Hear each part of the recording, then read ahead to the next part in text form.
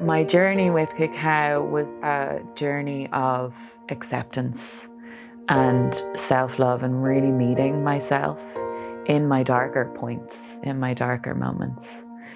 I was on a journey through Central America, traveling, but also in a lot of grief. So I just lost my mother like 2 months before I left on my trip.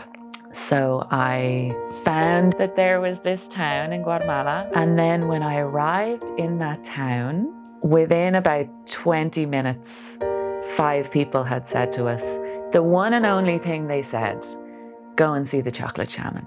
I had never heard of cacao at that stage. I had never seen a cacao bean. I had never seen a cacao pod. And Keith handed me a cacao pod, a cacao bean, and a cup of cacao. And I really was not prepared for the journey that moment was going to take me on. Cacao has been there with me in the most beautiful moments, in the most connected moments, but also in the most difficult. Really guiding me back to softness and compassion and remembrance that in all of that, in all of the difficulty, in all of the shadow, there is a purpose for it. There's a reason for it, and there's some magic there, you know, if you're willing to go. But she's not showing you, or she will show you, but she's not making it happen. You know, it's all about you taking ownership of your own journey. And that was, I guess, the real journey for me with cacao, is taking ownership of all of my beauty, of all of my power, of all of my magic, and also of all of my wounded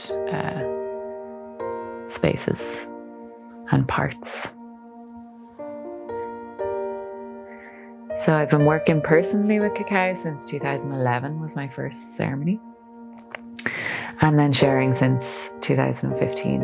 And I have shared it in many different ways, but now I'm doing regular ceremonies, one-to-ones, and longer and deeper containers and trainings. I always give that space to really meet the medicine. So rather than filling the whole time with, you know, movement or dance or activity or loads and loads of practices, I do some practices to bring you in and help you connect and start to feel how the medicine is moving in you. So with too many practices, that can be missed because cacao can be quite subtle. And because the messages often come in a really familiar way, it can be easy, if there's too much distraction, to miss it. So all of my work, whether it's in one-to-ones or in ceremony, it's really about giving space for the messages to come through.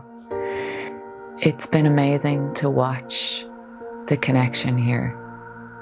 You know, I really believe there's so much magic in this land. There's so much magic in the people here. We have such a rich history of depth and connection and heart. You know, we're naturally heart-led people, you know, and I think we've forgotten that.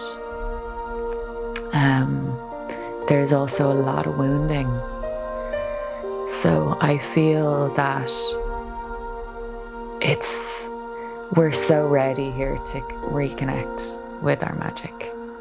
And I think that's why cacao is so popular here, because it's amazing to watch people here meeting cacao for the first time just pop. They're just like life changed in a day. I think the biggest lesson that I've received is acceptance. learning to accept myself and life as it is. I think it's given me that courage to